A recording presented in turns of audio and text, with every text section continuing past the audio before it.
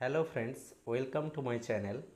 আজকের আমি political science class 11-এর short প্রশ্নের যে সিরিজ শুরু করেছিলাম, আজ তার দ্বিতীয় পার্টে বেশ কিছু শর্ট প্রশ্ন নিয়ে আলোচনা করব। তো আমরা প্রথম দিনে প্রথম পার্টে বেশ কিছু শর্ট প্রশ্ন নিয়ে আলোচনা করেছিলাম প্রথম চ্যাপ্টারের। আজকের আবার সেই প্রথম চ্যাপ্টারের আরও বেশ কিছু শর্ট প্রশ্ন আলোচনা করব। তো কথা না বাড়িয়ে আলোচনা শুরু করা যাক। আজকের প্রথম প্রশ্ন হলো, রাষ্ট্রবিজ্ঞানে অরাষ্ট্রকেন্দ্রিক আলোচনার একজন অন্যতম ব্যাখ্যাকার হলেন কে? David Easton. রাষ্ট্রবিজ্ঞানে অরাষ্ট্রকেন্দ্রিক আলোচনার একজন অন্যতম ব্যাখ্যাকার হলেন ডেভিড ইস্টন। অরাষ্ট্রকেন্দ্রিক আলোচনা বলতে এই সমস্ত রাষ্ট্রবিজ্ঞানী যারা অরাষ্ট্রকেন্দ্রিক আলোচনা নিয়ে বা অরাষ্ট্রকেন্দ্রিক চিন্তাভাবনার যে সমস্ত রাষ্ট্রবিজ্ঞানী, তারা রাষ্ট্রকে অধিক গুরুত্ব দেন না। রাষ্ট্র ছাড়া, তাদের বক্তব্য অনুযায়ী রাষ্ট্র ছাড়া রাষ্ট্রবিজ্ঞানে আরও অনেক কিছু বিষয় আছে বা অনেক বিষয় আছে, শুধুমাত্র রাষ্ট্রকে অধিক গুরুত্ব দিয়ে রাষ্ট্র নিয়েই সমস্ত কিছু আলোচনা করাই যথাযথ হবে না। তো সেই জন্য এই সমস্ত রাষ্ট্রবিজ্ঞানীদের অরাষ্ট্রকেন্দ্রিক আলোচনার মধ্যে ধরা হয় বা অরাষ্ট্রকেন্দ্রিক আলোচনার অন্যতম ব্যাখ্যাকার হিসেবে বলা হয়। তো তাদের মধ্যে একজন অন্যতম হলেন ডেভিড ইস্টন। তারপর দ্বিতীয় প্রশ্ন, রাজনৈতিক চিন্তা সম্পর্কে হবসের বিখ্যাত গ্রন্থ। রাজনৈতিক চিন্তা সম্পর্কে হবসের বিখ্যাত গ্রন্থ হল লেভিয়াথান। তারপর তৃতীয় প্রশ্ন, সায়েন্টিফিক পলিটিক্সের জনক কে? সায়েন্টিফিক পলিটিক্সের জনক টমাস হবস। সায়েন্টিফিক পলিটিক্সের জনক টমাস হব। তারপর চতুর্থ প্রশ্ন কি বলছে, সাধারণের ইচ্ছা ধারণাটি কার? সাধারণের ইচ্ছা ধারণাটি কার? ধারণাটি রুশো, অর্থাৎ জ্যাক রুশো। তারপর চলো 5 নম্বর প্রশ্ন দেখি।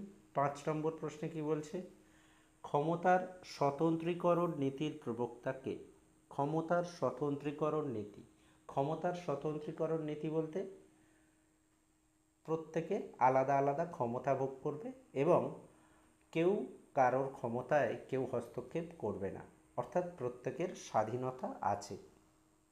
তো এই যে ক্ষমতার স্বতন্ত্রীকরণ নীতি, এই নীতির প্রবক্তা হলেন মন্তেস্কু।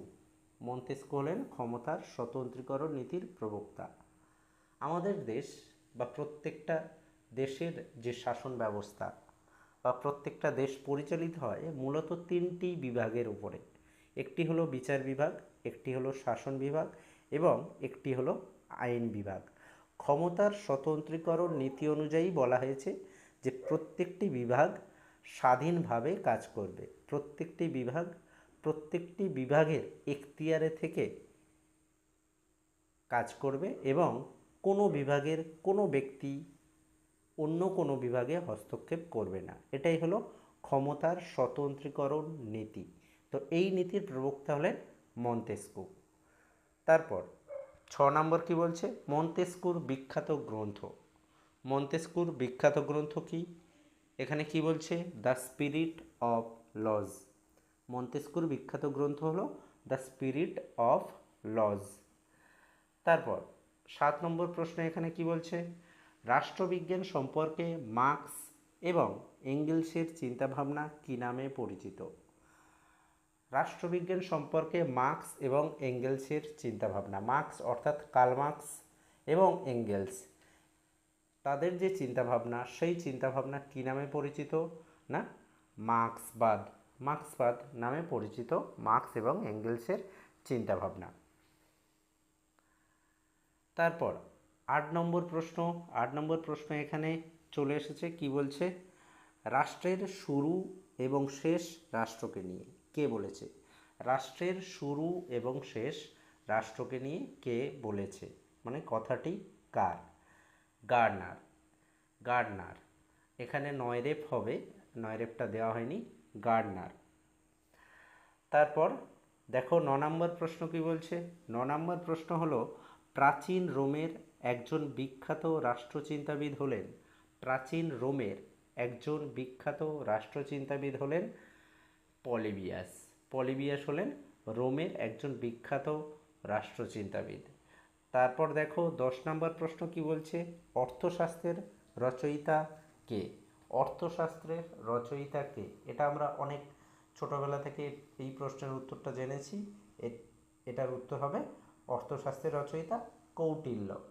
কৌটিল্য হলো অর্থশাস্ত্রের রচয়িতা। তারপর 11 নম্বর প্রশ্ন, নীতিশাস্ত্র। নীতিশাস্ত্র থেকে রাষ্ট্রবিজ্ঞানকে বৈজ্ঞানিক পদ্ধতির সাহায্যে সর্বপ্রথম আলাদা করেন কে? নীতিশাস্ত্র থেকে রাষ্ট্রবিজ্ঞানকে বৈজ্ঞানিক পদ্ধতির সাহায্যে সর্বপ্রথম আলাদা করেন কে? Machiavelli, Niccolo Machiavelli. ম্যাকিয়াভেলি হলে আধুনিক রাষ্ট্রচিন্তার জনক বলা হয় ম্যাকিয়াভেলিকে। তারপর দেখো 12 নম্বর প্রশ্ন কি বলছে, আধুনিক রাষ্ট্রচিন্তার জনক কাকে বলা হয়? এক্ষুনি বললাম যে ম্যাকিয়াভেলিকে আধুনিক রাষ্ট্রচিন্তার জনক বলা হয়। তাহলে আধুনিক রাষ্ট্রচিন্তার জনককে ম্যাকিয়াভেলি বা নিকোলা ম্যাকিয়াভেলি। তিনি কোথাকার মানুষ ছিলেন? না, ইটালির মানুষ ছিলেন। তারপর 13 নম্বর প্রশ্ন। 13 নম্বর প্রশ্ন কি বলছে, সর্বাধিক সংখ্যক মানুষের সর্বাধিক পরিমাণ হিতসাধন তত্ত্বটি প্রচার করেছিলেন কে? সর্বাধিক সংখ্যক মানুষের সর্বাধিক পরিমাণ হিতসাধন তত্ত্বটি প্রচার করেছিলেন কে? বেনথাম। বেনথাম এই তত্ত্বটি প্রচার করেছিলেন। তারপর দেখো চলে এসছে 14 নম্বর প্রশ্ন। এখানে কি বলছে, একজন জার্মান ভাববাদী রাষ্ট্রচিন্তাবিদের নাম কি? একজন জার্মান ভাববাদী রাষ্ট্রচিন্তাবিদের নাম হেগেল। হেগেল হলেন একজন জার্মান ভাববাদী রাষ্ট্রচিন্তাবিদ, তিনি ভীষণভাবে পরিচিত। তারপর 15 নম্বর প্রশ্ন কি বলছে এখানে, রাষ্ট্রবিজ্ঞানে সার্বভৌমিকতা তত্ত্বের অবতারণা করেছিলেন কে? রাষ্ট্রবিজ্ঞানে সার্বভৌমিকতা তত্ত্বের অবতারণা করেছিলেন কে? সার্বভৌমিকতা মানে সর্বোচ্চ ক্ষমতা। তো সর্বোচ্চ ক্ষমতা কার আছে? রাষ্ট্রের আছে। রাষ্ট্রের অভ্যন্তরে কোনো ব্যক্তির সর্বোচ্চ ক্ষমতা নেই, একমাত্র সার্বভৌম ক্ষমতা কার আছে? রাষ্ট্রের। তো রাষ্ট্রবিজ্ঞানের সার্বভৌমিকতা যে তত্ত্ব, সেই তত্ত্বের অবতারণা করেছিলেন কে? জা বোদা। জা বোদা। তারপর 16 নম্বর প্রশ্ন কি বলছে, রাষ্ট্রবিজ্ঞানের সাবেকি ধারণার একজন প্রবক্তা হলেন। রাষ্ট্রবিজ্ঞানের সাবেকি ধারণার একজন প্রবক্তা হলেন গেটেল। গেটেল হলেন রাষ্ট্রবিজ্ঞানের সাবেকি ধারণার একজন প্রবক্তা। তারপর 17 নম্বর প্রশ্ন দেখো, ম্যাকিয়াভেলি কোন দেশের লোক ছিলেন? ম্যাকিয়াভেলি কোন দেশের লোক ছিলেন? একটু আগেই বললাম ইটালির লোক ছিলেন ম্যাকিয়াভেলি। তারপর 18 নম্বর প্রশ্ন কি বলছে, human nature in politics. Human nature in politics গ্রন্থের রচয়িতা কে? হিউম্যান নেচার ইন পলিটিক্স গ্রন্থের রচয়িতা Graham Wallas. Graham Wallas.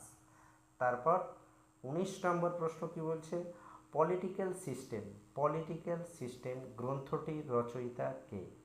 David Easton. David Easton হলেন পলিটিক্যাল সিস্টেম গ্রন্থটির রচয়িতা। তারপর আচরণবাদ। আচরণবাদ হলো একটি রাষ্ট্রকেন্দ্রিক আলোচনা। আচরণবাদ হলো একটি রাষ্ট্রকেন্দ্রিক আলোচনা।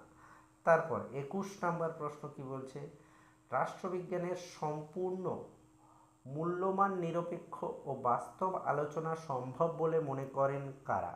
রাষ্ট্রবিজ্ঞানে সম্পূর্ণ মূল্যমান নিরপেক্ষ ও বাস্তব আলোচনা সম্ভব বলে মনে করেন কারা? আচরণবাদীরা। আচরণবাদীরা এটি মনে করে। তারপর দেখো চলে এসছে 22 নাম্বার প্রশ্ন। আমরা একটু একটু করে অনেকগুলো প্রশ্ন আলোচনা করে ফেলেছি, তো আর বেশ কিছু প্রশ্ন আছে। 22 নাম্বার প্রশ্ন এখন আমরা দেখব। 22 নাম্বার প্রশ্ন কি বলছে, আচরণবাদের বৌদ্ধিক ধর্মপিতা বলা হয় কাকে? আচরণবাদের বৌদ্ধিক ধর্মপিতা বলা হয় কাকে? Charles Merriam. চার্লস মেরিয়ামকে আচরণবাদের বৌদ্ধিক ধর্মপিতা বলা হয়। তারপর 23 নম্বর প্রশ্ন। 23 নম্বর প্রশ্ন কি বলছে? রাষ্ট্রবিজ্ঞানের আলোচ্য বিষয় হলো রাষ্ট্র ও সরকার। রাষ্ট্রবিজ্ঞানের আলোচ্য বিষয় হলো রাষ্ট্র ও সরকার। উক্তিটি কার? উক্তিটি হলো গিলক্রাইস্ট বা গিলক্রাইস্ট বা গিলক্রিস্টের এই উক্তি। তারপর দেখো 24 নম্বর প্রশ্ন। 24 নম্বর প্রশ্ন, রাষ্ট্রবিজ্ঞানকে আবহবিজ্ঞানের সঙ্গে তুলনা করেছেন কে? রাষ্ট্রবিজ্ঞানকে আবহবিজ্ঞানের সঙ্গে তুলনা করেছেন কে? Lord Bryce. Lord Bryce. একটু নামগুলো একটু কঠিন, বারবার শুনতে শুনতে নামগুলো মনে থেকে যাবে। প্রথম প্রথম একটু নামগুলো কঠিন মনে হবে বা একটু মনে রাখা কঠিন বলে মনে হবে। তোমরা বারবার শুনতে থাকো বা বারবার ভিডিওটা দেখতে থাকো, দেখবে নামগুলো মনে থেকে যাবে। এবং এই নামগুলো যতদিন তোমরা পলিটিক্যাল সায়েন্স পড়বে, অর্থাৎ 11, 12 বা ভবিষ্যতে যদি আরও পলিটিক্যাল সায়েন্স নিয়ে পড়াশোনা করো, তাহলে দেখবে এই নামগুলোই বারবার তোমাদেরকে পড়তে হচ্ছে, এই নামগুলো সম্পর্কে পরিচিত হতে হচ্ছে। তো যাই হোক, 25 নম্বর প্রশ্ন। এখানে 25 নম্বর প্রশ্ন কি বলছে? রাজনীতিকে অর্থনীতির ঘনীভূত প্রকাশ বলে মনে করেন কে? রাজনীতিকে অর্থনীতির ঘনীভূত প্রকাশ বলে মনে করেন কে? লেনিন। লেনিন মনে করেন। তারপর 26 নম্বর প্রশ্ন, আমরা শেষের দিকে চলে এসেছি। 26 নম্বর প্রশ্ন, রাষ্ট্রবিজ্ঞান হলো রাষ্ট্রের বিজ্ঞান, কে বলেছেন? রাষ্ট্রবিজ্ঞান হলো রাষ্ট্রের বিজ্ঞান ব্লুমসলি। এটি একসাথে হবে, আলাদা হয়ে গেছে। ব্লুমসলি এটি বলেছে রাষ্ট্রবিজ্ঞান হলো রাষ্ট্রের বিজ্ঞান। তারপর 27 নম্বর প্রশ্ন, সাধারণের ইচ্ছা তত্ত্বের প্রবক্তাকে? একটু আগেই এই প্রশ্নটা হয়ে গেছে। সাধারণের ইচ্ছা তত্ত্বের প্রবক্তা হলেন জ্যাক রুসো। তিনি একজন দার্শনিক এবং আবার একজন রাষ্ট্রতত্ত্ববিদ। তারপর 28 নম্বর প্রশ্ন। 28 নম্বর প্রশ্নে কি বলছে? আধুনিক যুগে দুজন রাষ্ট্রবিজ্ঞানীর নাম লেখো। আধুনিক যুগে দুজন রাষ্ট্রবিজ্ঞানীর নাম ম্যাকিয়াভেলি ও ল্যাসওয়েল। ম্যাকিয়াভেলি এবং ল্যাসওয়েল। তারপর 29 নম্বর প্রশ্ন, ব্যক্তি স্বতন্ত্রবাদের মূল প্রবক্তা কাকে বলা হয়? ব্যক্তি স্বতন্ত্রবাদের মূল প্রবক্তা জে.এস. মিল, জন স্টুয়ার্ট মিলকে বলা হয় ব্যক্তি স্বতন্ত্রবাদের মূল প্রবক্তা। তারপর ফরাসি বিপ্লব হয়েছিল কত সালে? ফরাসি বিপ্লব হয়েছিল কত সালে? 1789 খ্রিস্টাব্দে ফরাসি বিপ্লব হয়েছিল। তারপর চলে এসেছি 31 নম্বর প্রশ্ন। 31 নম্বর প্রশ্নে কি বলছে? Civil liberty and self government. Civil liberty and self government গ্রন্থটির রচয়িতা কে? এই গ্রন্থটির রচয়িতা হলো ফ্রান্সিস লাইবার। ফ্রান্সিস লাইবার হলো civil liberty and self government গ্রন্থটির রচয়িতা। এখানে পলিটিক্যাল সায়েন্সে ক্লাস 11-এ বেশ কিছু বইয়ের নাম এবং তাদের লেখকের নাম কিন্তু মনে রাখতে হবে। তো সেই জন্য চেষ্টা করব বেশ কিছু বইয়ের নাম এবং তাদের লেখকের নাম সম্পর্কে আলোচনা করার। যাই হোক, আমরা পরের প্রশ্ন দেখব।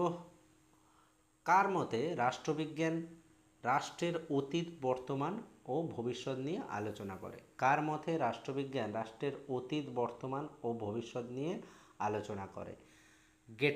গেটেলের মতে রাষ্ট্রবিজ্ঞান রাষ্ট্রের অতীত, বর্তমান ও ভবিষ্যৎ নিয়ে আলোচনা করে। তারপর 33 নম্বর প্রশ্ন, আমরা একেবারে শেষের দিকে চলে এসেছি। নয়া উদারনীতিবাদের প্রবক্তা কাকে বলা হয়? নয়া উদারনীতিবাদের প্রবক্তা কাকে বলা হয়? রবার্ট নোজিক। রবার্ট নোজিককে নয়া উদারনীতিবাদের প্রবক্তা বলা হয়। উদারনীতিবাদ, তোমরা উদারনীতিবাদ সম্পর্কে পড়বে, ক্লাস 12-এ গিয়ে উদারনীতিবাদ সম্পর্কে তোমাদেরকে জানতে হবে, বা 11-এও উদারনীতিবাদ সম্পর্কে তোমরা জানতে পারবে। তো সেই নয়া উদারনীতিবাদের প্রবক্তা হলেন রবার্ট নোজিক। তারপর 34 নম্বর প্রশ্ন, খুবই গুরুত্বপূর্ণ প্রশ্ন, পাবলিক ওপিনিয়ন গ্রন্থটির লেখক কে? পাবলিক ওপিনিয়ন গ্রন্থটির লেখক হলেন ওয়াল্টার লিপম্যান। ওয়াল্টার লিপম্যান এটি কত সালে প্রকাশিত হয়েছিল? 1922 সালে পাবলিক ওপিনিয়ন গ্রন্থটি প্রকাশিত হয়েছিল। এটি কার লেখা?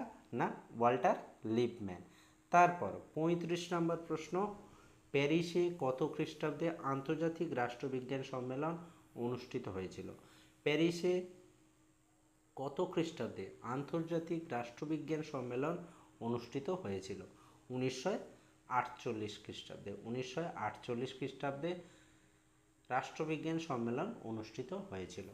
তারপর 36 এবং লাস্ট প্রশ্ন হলো, পলিটিক্স অ্যান্ড সোশ্যাল সায়েন্স গ্রন্থটির লেখককে? পলিটিক্স অ্যান্ড সোশ্যাল সায়েন্স গ্রন্থটির লেখককে?